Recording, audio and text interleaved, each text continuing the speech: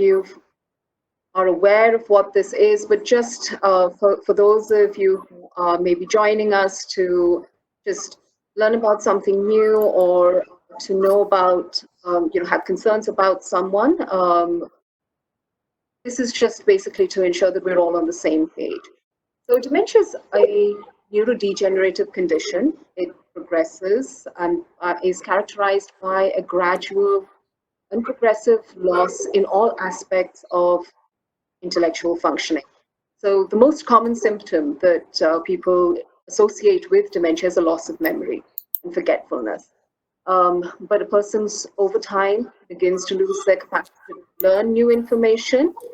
They also start to have difficulties with language. So, for example, forgetting new words, difficulty finding words when they're talking in the middle of conversations.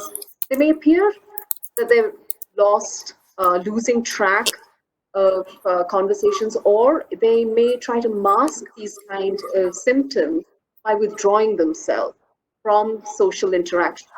Because particularly for some people who have been very high functioning throughout their lives, it can be incredibly embarrassing for them. And usually what we find is that people with dementia often have these symptoms up to 5 to 7 years before they're actually diagnosed. And a lot of times patients try to mask or try to hide the kind of challenges that they're facing. So when they begin to forget things, they make excuses about it, or if they're having difficulty maintaining the flow in a social conversation, they try to withdraw from those kind of interactions. So typically you may find that the peer group or may have reduced, or if there is a lady who is very frequently going to a religious place of worship or get-togethers, kirtans or whatever, then she begins to withdraw herself from those kind of activities. And sometimes these are the initial signs that family members often confuse with a person just growing older. He's maybe confused with being just a natural part of not wanting to do something, whereas these could be signs of initial signs of dementia, which a person is trying to mask or hide. Gradually, as the condition progresses, a person loses their ability to comprehend what others are saying. So simple instructions become incredibly difficult for them to follow. They also lose their judgment abilities. So, for example, they behave in ways that seem quite bizarre or unlike what their previous very rational, composed selves were. And that's the time point at which most family members begin to realize that there's something that's amiss, and it's probably not just a sign of normal aging, but there's something more to it, because they're behaving in ways that are very uncharacteristic of who that person is. Also, they may have difficulties with orientation. They may appear confused or lost. They may confuse day for night. They may not know where they are. They may say that they want to go back to their home when they're inside the home. So these are certain signs of dementia, and often, particularly in the initial stages, these signs are missed. And it's only when these signs and symptoms become more problematic for a family to manage, and they're noticed by others as well, that people start to seek help, and then a diagnosis of dementia. So dementia is really an umbrella term. There are many different types of dementia. The most common one is Alzheimer's disease, and then there's vascular dementia. So these are all various types of dementia, and but the symptoms that I just spoke about are common across most of these types of dementia. Some symptoms occur more characteristically in some versions versus others. But today, let's focus a little more on the mental health of caregivers, because right now, in the situation that we all are with COVID and this lockdown, there's been a huge impact on the people who are caring for those who have dementia.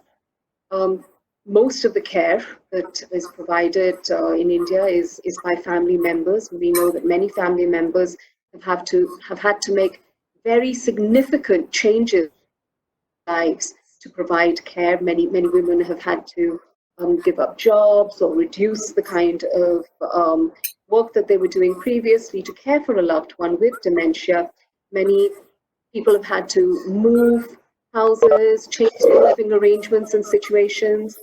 And this lockdown has caught a lot of dementia caregivers unawares, and many people we know are feeling incredibly challenged by the circumstances that this situation has brought. Clearly, a lot of people are require the support of external help. Right now, with the lockdown, we're not getting people to help us with our daily household chores. So a lot of that is adding an additional burden to the people who are providing care. And besides that, there's a whole disruption of our day-to-day activities, which each one of us is facing. But it's definitely challenging if you're caring for someone with dementia. So, for example, if you're having to manage work from home, you're having to manage your child's, school or college classes and routine, plus provide care for someone with dementia. There's just so much more that your day has now spilled into. Alongside that, there's a lot of uncertainty. We don't know when this situation is going to end. We don't know what turn it's going to take. And a lot of time, we hear that caregivers are saying that they're feeling incredibly anxious because of this. They're feeling incredibly lonely because they're not able to reach out to anyone. They don't have time to reach out to anyone, talk about the challenges that they're facing. And that's one of the reasons why we decided to have a caregiver support group meeting online, so that at least we can use this kind of a platform to reach out to all of you and to also share the kind of challenges that we're facing and hopefully learn a little more from it. There's also a lot of fear and panic. Everybody knows that the elderly are more vulnerable to COVID. So clearly, our older loved ones are within this age group. They're more susceptible. Many of them may also, along with dementia, have other conditions, diabetes, hypertension, and all of these are increased risk factors. So there's also this added fear of, how do I keep my loved one safe during this particular pandemic? And in addition to that, there's a lot of caregivers who are experiencing insecurity because of this whole situation. Challenges with work is the primary concern that most of us are experiencing, and that just is another added problem in this entire scenario. And all of this leads to a lot of frustration. And why this is really important to acknowledge and be aware of is because not only are caregivers facing challenges of caregiving, but if all these things that I just spoke about keep on adding one after another, this may lead to burnout of caregivers and also render them more vulnerable to mental illness, particularly anxiety and depression. So it's very, very important to be aware as a caregiver that right now in these current circumstances, the chances of experiencing burnout are higher. And it's important to know and recognize what those signs are. And if you are experiencing some of these things, definitely reach out for help. Because yes, reaching out for help is one of the first signs, first ways to overcome and address this. So what are some of the signs of caregiver burnout? Well, we've had a lot of caregivers who say that they're just feeling incredibly trapped right now in this situation. They don't know what to do. There's a lot of fears about the future. When is this going to end? Is it going to end? And these are thoughts that constantly keep coming into the mind at various points in the day. And these are really troublesome, because when you have these constant thoughts in your mind, that interferes with the way that you're functioning and the way that you're providing care. But it's not just thoughts that may, that are amongst the initial signs of a caregiver burnout. A lot of people may be experiencing physical signs, such as sleep disturbances or appetite disturbances. You may find that you're getting up more through the night, more than usual, or finding it difficult to get back to sleep. And sometimes these are attributed to the challenges of caregiving. But it's also important to know that yes, caregiving does interfere with our sleep, and it has been probably doing that for a while. But if you're able to still get a couple of hours of sleep, then that's fine. If it's disturbed beyond that, and you're finding that you're really struggling to get through your day because your sleep is just completely disturbed, then there's something more that you need to think about. You may be eating more, you may be eating less, and those are also signs of caregiver burnout. In addition, a lot of people that we've spoken with have been expressing increased irritability and anger. The smallest of things just seems to set them off. So it need not be with directly with a patient who has dementia, but it could be with other family members as well. So a lot of difficulties within the family itself. A lot of feeling that your fuse is really short these days is a sign of caregiver burnout. And definitely, if you're feeling that things are just may not change, you're beginning to be incredibly hopeless about the future, you're feeling that there's just no way you can seek help, then that's definitely a sign of caregiver burnout. But most of all, in relation to the anger and irritability that I spoke about just earlier, what we've had a lot of caregivers share with us is that they know that they shouldn't be getting angry with their loved one who has dementia, because that doesn't help. But then there's this, but they do, and there's this immense feeling of guilt afterwards. They go through crying spells, they go through periods of feeling incredibly low at having, lost their cool with their loved one, and that's also a sign of burnout. So what are some of the things that you can do to address these? And these are, I'm going to talk very generically about some of these things, and we can definitely this discussion up to look at more, pointed inputs, which I hope would be helpful for all of you. But first and foremost, it's important to recognize any of these signs. If you've been feeling any of these things that I just mentioned and spoke about, it's important for you to step back from your caregiving and think about how you can start taking more care of yourself. And I know this is a time when there's a lot of, when there's this social distancing has, really interfered with the way that we can take breaks in our daily lives, the way that we can go out and, just take that physical break from caregiving, reach out to a friend, because that's what's really important. So if you can remain connected, however you can, not physically right now because that's not possible, but if you can remain connected over phone calls, speak to a friend, speak to someone you can share the lows of your days, but also the highs of your days, because that's important to focus on. Do that, because it's important to take those micro breaks for yourself through the day. Also, it's challenging, but very key to see if you can follow a routine. Follow a routine.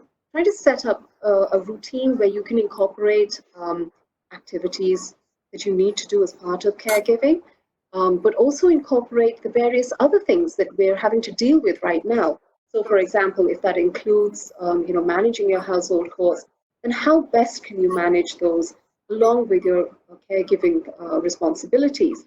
Or if that means you're going to have to spend some X number of hours working from home, then how are you going to manage that along with these additional responsibilities? And I'll come to that a little later as well. Again, it's important to see if you can sleep, manage your sleep in a way that you're able to get at least 6 hours of sleep in the day. Try to exercise. I know it's not possible to go out and take that walk and get that breath of fresh air, but yes, if you can step out of your house onto a balcony or into just closer to your gate, really just spend that 5 minutes taking that short walk somewhere, or just taking a break and looking outside at the sky. It's these are very small things, but if you actually focus on yourself whilst you're doing them, it provides you that mental as well as physical break from your caregiving responsibilities. And then, of course, it's important to watch your diet. So keeping yourself physically and mentally fit right now as a caregiver is really important. But caregiving is tough. And one of the important things to keep in mind is that sharing is caring. So don't think that you have to take the whole burden of caregiving responsibility on yourselves. If you are with other family members, see how you can all share the caregiving responsibilities. And I know that that's tough because sometimes, a person with dementia seems to want or prefer caregiving from one particular person, which can be more challenging. But see if there are other aspects of your daily routine which then can be supported by other family members at this time, or whether there are short breaks that you can take during which someone else in the family can support the person with dementia. Also, a lot of people are experiencing anxiety and fear about how to deal with certain challenging behaviors and plan whilst planning the day. But it's important to plan also and prepare for any sort of contingency. So, for example, get information together in terms of how to contact your regular physicians if something happens at this time. If you see a worsening of symptoms, can you reach out to them over the phone? Can you do a video consultation? We're also providing that kind of support for which is open to everyone right now, because it's important to know if there are times when you're really struggling, who to reach out to. Also, as I mentioned earlier, recognize the signs of stress. And if you find you can't manage this by yourself, definitely reach out for professional support at this time. So just very briefly, to talk about how to provide care for your loved one with dementia, it's important to follow all standard precautionary measures for COVID safety. Definitely encourage them to, wash their hands, keep them away from, stepping outside. And I know that's very tough for some people, but definitely try to encourage them to keep them at home. A lot of people with dementia want to go outside or have that as part of their routine. Try and see if you can make up some sort of an excuse to distract them from that right now. If you're at home with grandchildren or with other family members, this is a great time to see how you can incorporate more family time into the routine. It'll also serve to provide that break from from feeling burdened by having to constantly provide care. See if there are simple games that you can play with your loved one with dementia, or see if there are simple household activities that they can get involved with. We know many women who used to be actively involved in managing the kitchen, and now it's no longer possible for them to do that safely. But there could be other activities that they could do, such as maybe dusting or helping put away certain articles, or with some supervised instruction and whilst they're being watched over. And that may also help them feel more involved and productive through the day. So try to see if there are certain activities like this which they can be encouraged to do to make them just feel more empowered at this particular time. But a key, certain things that you need to try to do, and I know it's very tough, is definitely avoid arguments. Try to avoid confrontation when your loved one with dementia insists they want to go out or insists they want to do something. Instead, try to provide them some reassurance. Let them know that you're taking their suggestion and trying to think about it, or maybe there's some other, and try to use a lot of distraction, because that often works. Try to let them know that you can, yes, definitely, we're thinking of maybe, for example, if someone is insisting on wanting to cook, maybe you can say, oh, well, let's do that a little later so that we can, garam khana khayenge, or something like that, and see if you can distract them onto some other activity in the house. So try to use distraction and see if that helps you avoid getting into a cycle where you're trying to reason and argue with this person to help them see sense or see the lack of sense in what they're saying, because that's usually the time in which families get caught up in arguments which are not very productive when you're trying to interact with someone who has dementia. And it also ends up leading to a lot of frustration in the caregiver, and ultimately a lot of guilt, because somewhere deep down you know that this is getting into a territory that's not going to get you in. So these are just couple of things that I wanted to share with you. Since the beginning of the COVID outbreak, we have been providing a support service for mental health concerns. And if you are feeling stressed in your whilst providing caregiving, or you're facing any kind of challenges with caregiving, do feel free to reach out to us at this particular number, and we can provide that to you. We're also providing telemedicine consultation. So,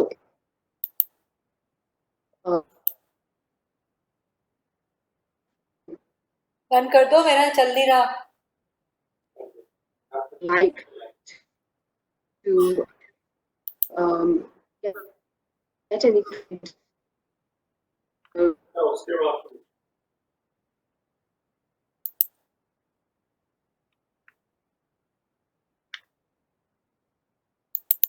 email address, you can always contact us with additional queries, and we can get back to you. And if you would like to make a donation to support us through this time, do visit our website, and these are things that we can that you can look out. So maybe we can just open this up, Archana, now for any questions that people have. You can feel free to write a question either in the chat window, or you could ask your question directly as you feel most comfortable. Yeah. Thank you, Jayashree. Thank you for sharing this information. So I'll open it up to everybody, and please, if you have any specific questions, you can raise your hand, or you can write it in the chat window. You can ask your questions.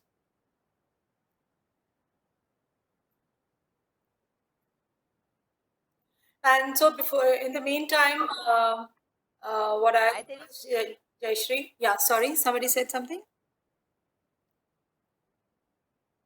Hello? Yeah. So I have a question. My father is a Parkinson's patient, and he he lives in Delhi, and right now it's very difficult for him to comprehend this whole COVID-19 lockdown situation. And he is, he's not able to comprehend why I'm not visiting him regularly as I used to. And my mother is the caregiver for him. So although I try to explain to him what is the situation, it doesn't register all the time. And I think it's going to be more common with people who are in early stage dementia to be able to comprehend these kind of situations. So any advice or anything which you would recommend? So I know that this is incredibly challenging because right now, you're not able to be there with him as much as you would like to, and he's not able to understand that. But definitely, I think try to remain connected if you can during over the phone, if that's possible, or during the video calls.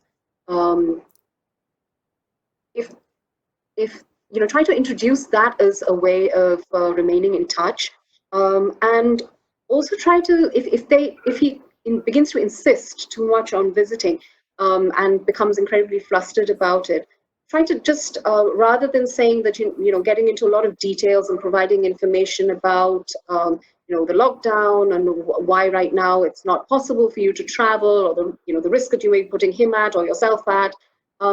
It's probably just better to say, yes, I definitely want to come and meet you, and I'm missing you as well, and I'm going to try and do that sometime soon. But possibly I'm caught up with work right now, and I definitely want to try and meet you, because sometimes when he's what happens is he might be struggling to express that he's just missing you right now, or that he wants to see you right now, and it may be coming out as insistence on, you come here right now. And it's better to try to avoid getting into that argument about why you're not able to come, and try to just reassure him that you're also missing him too, and see if you can turn the conversation, distract him from that, engage him in more in some other activities which he can be involved with at home, and then remain connected with him over the phone or video, and try and see if that's one way that you can that helps. Sure. Thanks.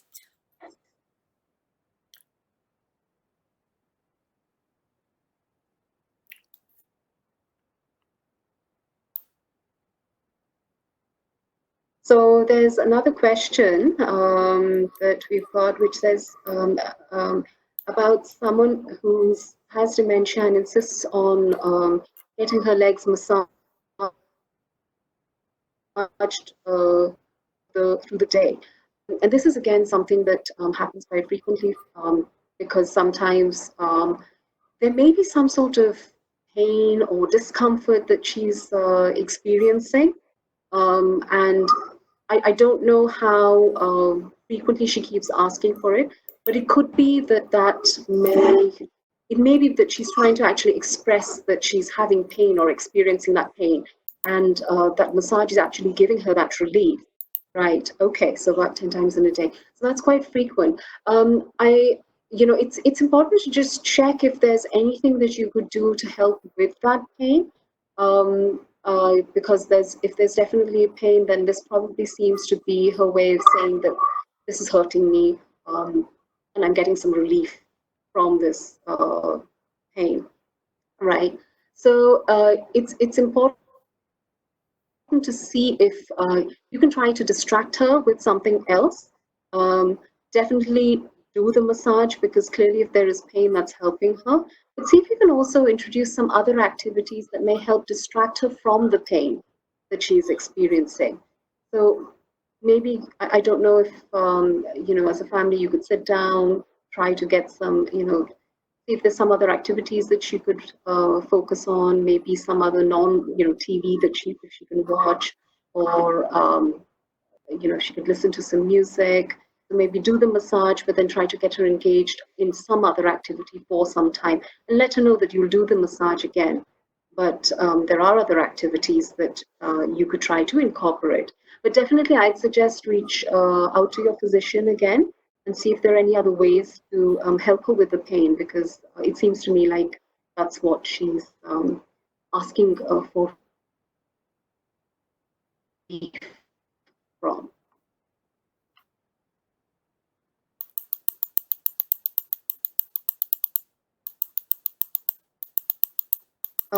So there's another question that has been asked about, it's not possible for nurses or other help to come and help, and when in such case, if us the only caregiver, on how to manage this better. Yes, this is definitely a very challenging situation for many caregivers right now. I think it depends on how much support this person requires right now. If there are activities which they can, how dependent are they on you for activities of daily living? If you can try to see if you can share some aspects of caregiving with, I don't know if there are neighbors or friends that can help you at this time. I'm talking about specific things like maybe needing to go out for groceries or things like that. But definitely, if you are the primary caregiver and you're feeling burdened by providing care, then it's important to see how you can structure your caregiving into a routine as far as possible, and incorporate some amount of time within that routine to engage in something that you enjoy for yourself. Because it's that taking that break from caregiving which actually helps a caregiver provide care better.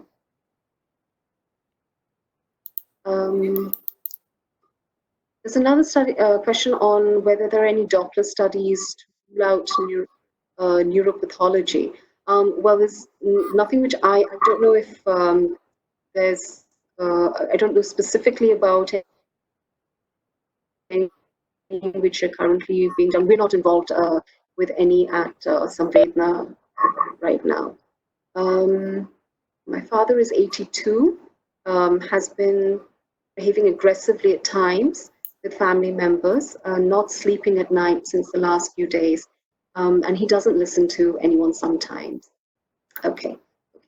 So this is again a challenge because when someone, when anybody, and particularly more so someone with dementia, goes through a couple of days without sleep, it begins to impact the whole routine. And also there may be aggressiveness or restlessness because this person's not getting the kind of exercise that they used to previously. So see if you can try to structure some sort of a routine for the day that helps them to feel, it will help them get better sleep at night. Try to see if you can incorporate some amount of exercise, maybe some gentle, walking within the house at a fixed time. Maybe before going to sleep. Also, you can incorporate that post the meal. See if you can try to. Sometimes people with dementia experience sundowning, so they begin to become more restless during the evening times. So a couple of things that you can do to try and help with that is, for example, at the twilight time, increase the amount of light that's in the house so that that person doesn't begin to get more confused and restless with the changing, the reduced light. Help them to get as much sunlight as they can during the day, for example, and try to see if you can incorporate some more activities that are more engaging for them during the day. See if you can incorporate some of that into the routine to help them reset this cycle of when they're not sleeping. And of course, if it becomes very difficult to manage, then do reach out to us. Sometimes people may also be benefited with some medication support. Okay, there's another question which says, I know a couple of people with dementia are used to going to a daycare center every day, and now their routine has changed completely, which is triggering a lot of behavioral issues. Any advice for family members? So yes, that's definitely a challenge that we've also experienced with the people who used to visit our center. So one thing is trying to see how encourage family members to prepare a routine, because what visiting a center does is also help structure that day and also help structure that, bring some sort of structured routine into the person with dementia's life. So see if you can structure that kind of a day. See if there's some amount of time that you can set aside for personal care, which the family could get involved with and support during the morning. But also see if there are certain more fun activities that can be incorporated as part of that routine, which is something that we at Samvedna focus on a lot during our daycare activity, our daycare routine. So simple games that they could play, maybe a Ludo or maybe Carom, if that's there, or simple card games that you can, matching card games such as Uno. So try to see if those kind of activities can be incorporated in the day. Maybe certain flameless cooking activities, mixing of a salad that you're going to serve. So get them involved in some household activities as well. So try to see if family members can set up a routine and try to follow that. It's the amount of enthusiasm that you view your caregiving with. I know it's tough, but see if you can engage with this routine in as enthusiastically a manner as possible with a family, and also see if you can do video calls if you're not able to visit them directly, and as part of this routine.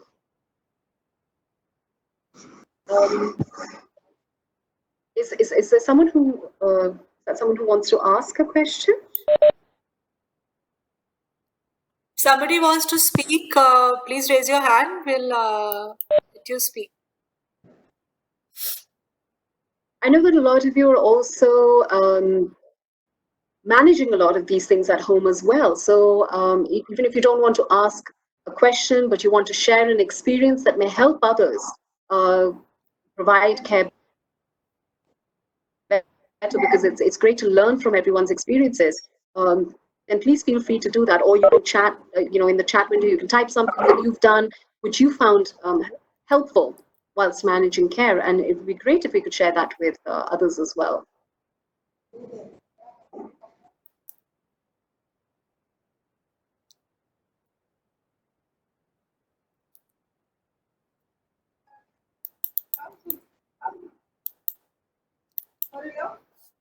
Yeah. So दूसरा cup ला दे, दो जगह करके दे, एक तो इसमें भारी होता है ना.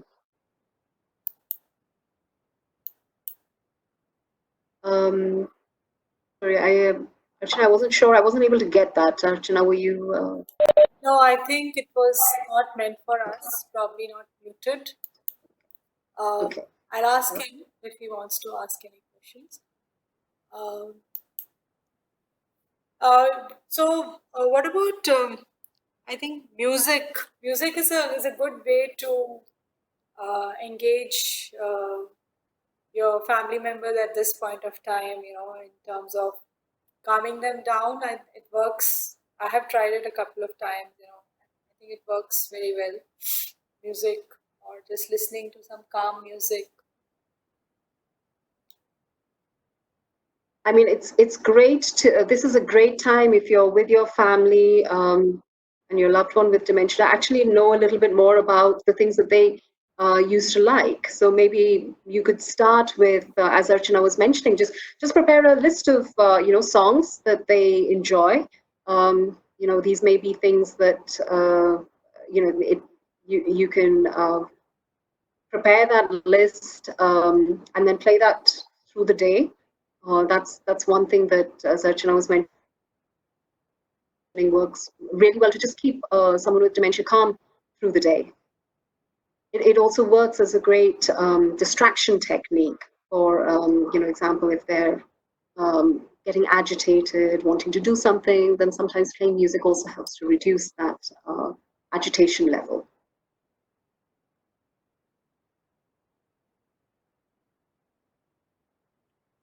Okay. Any other questions? Any experiences anybody wants to share? Many of you are probably also working, so is there any how are you coping with this time in terms of like taking care of somebody at home with dementia, and also doing your work? So what are your coping strategies, if anybody wants to share?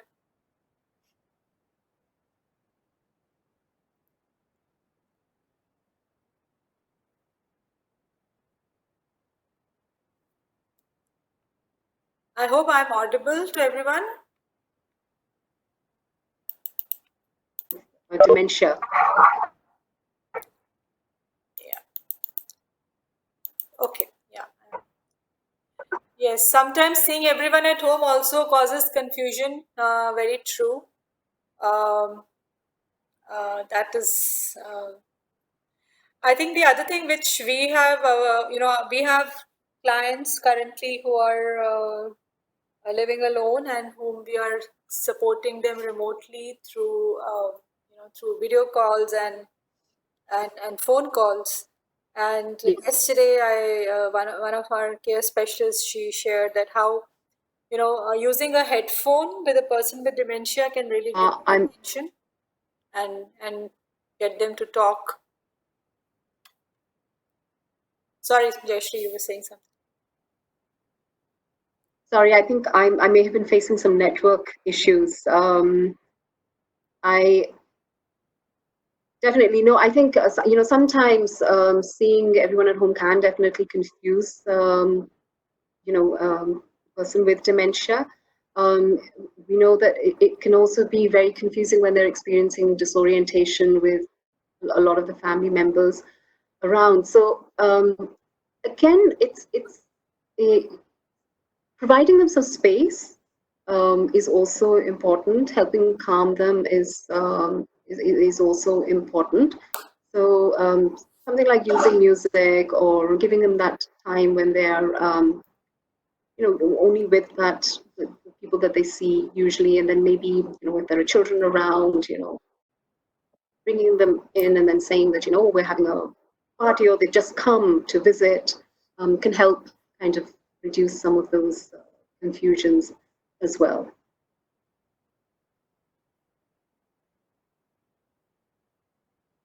It would be great if any of you who are also working with caregivers who have dementia would like to share experiences, or if you're caring for someone with dementia and you would like to share some inputs in terms of how to handle some of these challenging behaviors, that would also be really great.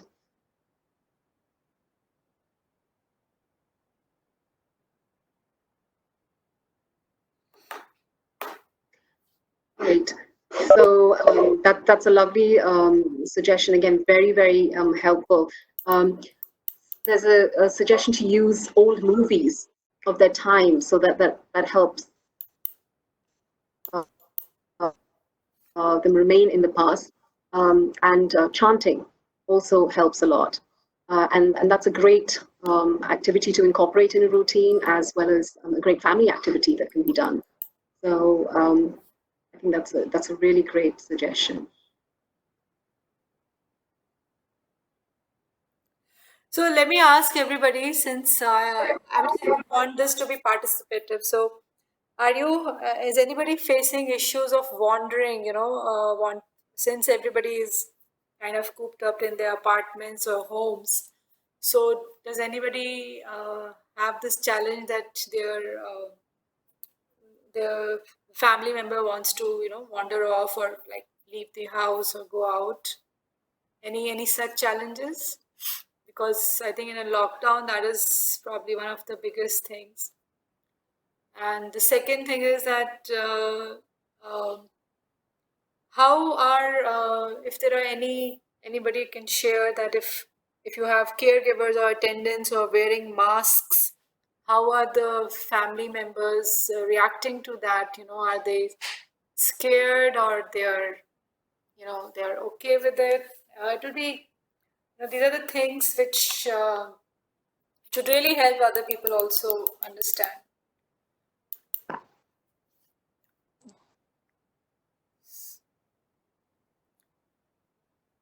Yeah.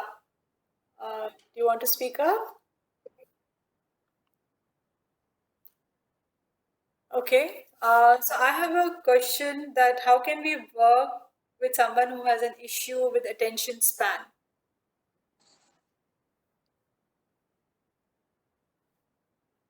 So the attention span in dementia is obviously very reduced.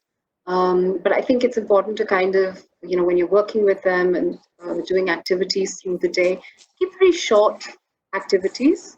Don't plan something that's very long. Also, when you're speaking with someone who has dementia, whatever you say should be very brief and very precise. So giving very long, lengthy instructions, or sharing very long, making very long statements can actually confuse a person. So whenever you're engaging with someone to do whatever activity it is that you're doing, or whatever instructions you want to give them, make sure that they're as crisp, brief as possible.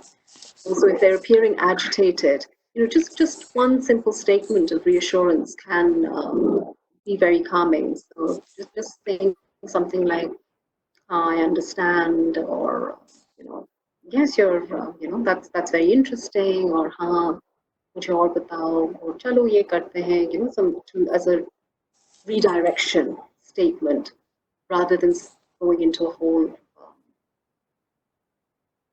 discussion about why not to do something. Right. Very well said. Yeah. There's another great suggestion that about people who are experiencing challenges with sleep at night. That it's important to try to keep a person with dementia awake during the daytime, so that they can get a good sleep at night, and also that night medication can be given a little earlier. Yeah. So that the action kicks in at right time to कितना खराब आ रहा है यार. induce sleep. So yes, Yeah.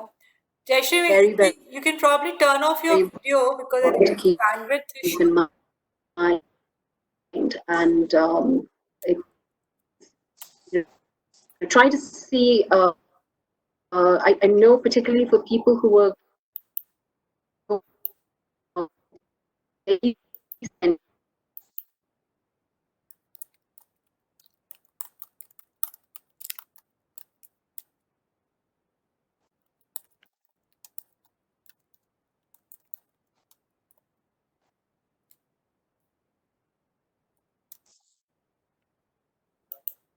Hello? hello, hi. Is this audible now? Yeah, this is better, but we lost you on the last thing. Yeah. Okay, sorry. I seem to be having a lot of a bandwidth issue. So I think there was a suggestion that someone else had shared about making engaging a person through the day and keeping them awake, which is great, and also giving medication earlier so that the action starts earlier. And there's another question in terms of how early. I think a lot of physicians, so I don't want to step outside my area of expertise and respond to that. But definitely, if you want to give the medication earlier, the best thing to do that I would suggest is reach out to your physician, or we have psychiatrists on whom you can you can always reach out to, and they can help you understand specifically how to iterate any kind of medication, and also if you want to change the timings of particular medications, how to do that most safely. So one of the other things, Jayashree, I think would be very important in this time is also to ensure that physical hygiene with the dementia patient can be very challenging. And now, with this current situation, I guess as caregivers we have to be extra cautious in terms of ensuring that their physical hygiene is well maintained. They're washing their hands frequently, and they're using a sanitizer as frequently as possible.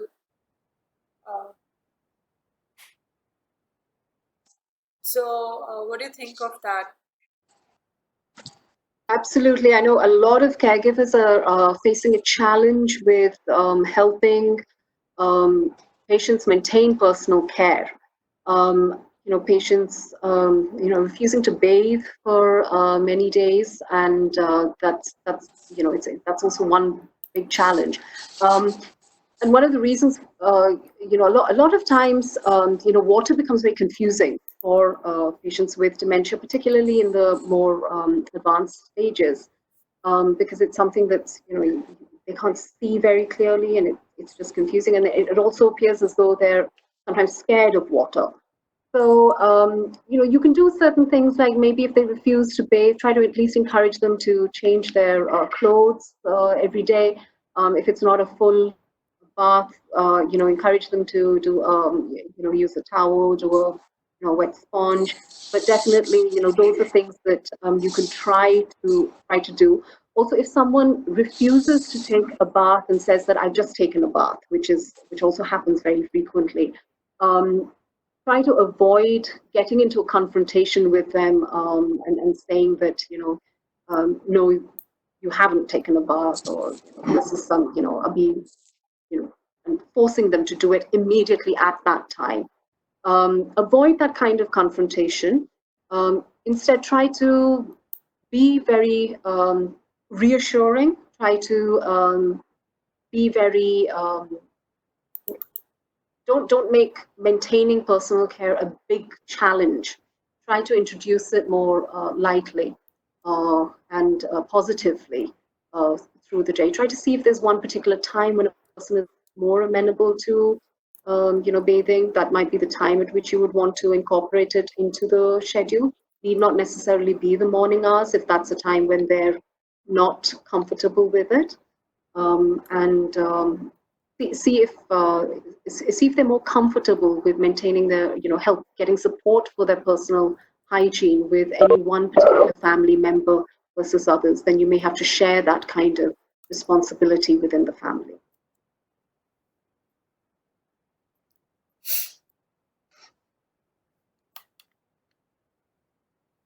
Okay. Yeah. So, just want to share with you while we are waiting for the next question that Samvedna, I think a lot of you have probably joined for the first time. So, we have been working with elderly since 2013, and we have been working actively in the area of dementia care and active aging, as well as mental health of elderly. So, like Jayashree mentioned, during this time of COVID-19 crisis, we are offering online counseling. First 30 minutes are free for anybody who wants to either talk about their general anxieties or caregiver stress or how to manage a person with dementia. Please feel free to reach out to us. And we are also providing telemedicine support. Dr. Kisle, she's a psychiatrist. She's on our panel, and today, I think she's not here today, but she is available for any telemedicine consultation, whether it's a SALT review or it is actually a consultation to discuss your loved one's condition. You can always reach out to us.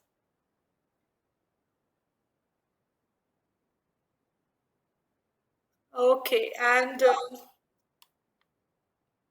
so any other questions, or if you would like to write to us, you can write to us at contact@samvednacare.com. I'll just send that email ID, and we'll try to help you in the best way possible during this time.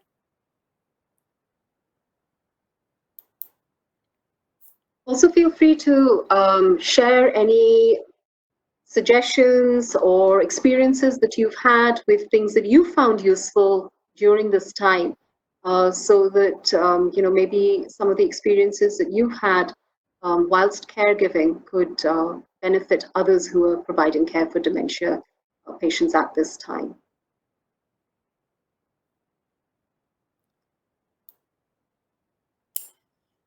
So one thing I can definitely share is that sharing too much of this all these statistics and data and watching too much TV, the wrong channels, is stressful for all of us. Forget about a person with dementia. So I think as a rule now, I've stopped watching late night news. I try to watch something very relaxing and then go to bed. I have a better sleep if I do that. So even with a person with dementia or cognitive impairment, it can be very stressful because they are not able to comprehend what they are watching or hearing. So this is my experience. I would, encourage you to keep away from too much TV or late night TV for yourself and for your loved one with the wrong kind of channels. Absolutely. I think it would be great if we could substitute that with some old movies that we could watch instead.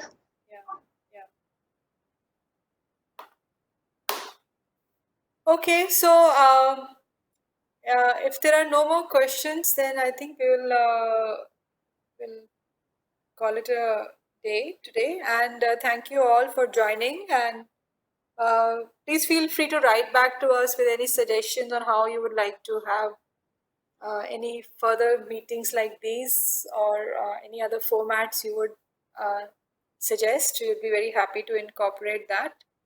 And you can also visit our website, samvednacare.com and samvednacare.org for any information about our services or our programs. And have a good evening and stay safe. Is another meeting scheduled?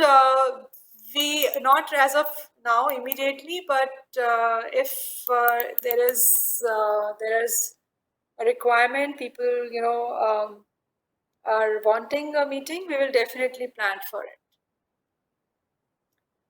So Also, we're having yeah, other webinars. For example, we've been running a series on chair yoga, which is quite useful. Maybe that is something I'm sure the information will be shared with you all when we have our upcoming session. yes. So we have a YouTube channel and we are posting all our videos there. We had a very interesting doctor's talk yesterday on substance abuse during the COVID-19 crisis. And uh, we will be covering more and more of mental health topics, which are, across age groups. So it's not necessarily only for older adults, but for adults as well as for younger people. So do watch out our space, follow us. If you want us to enlist you in our mailing list, then let us know. We'll be happy to add you there. The people who are, or if anybody else in your community is there who would like to be informed about these programs, please drop us a message and we'll subscribe you to our newsletters and communication channels. So with that, I would like to thank Jayashree. Thank you so much for putting this together and sharing your insights. Have a good evening, everybody, and see you soon. Thank you.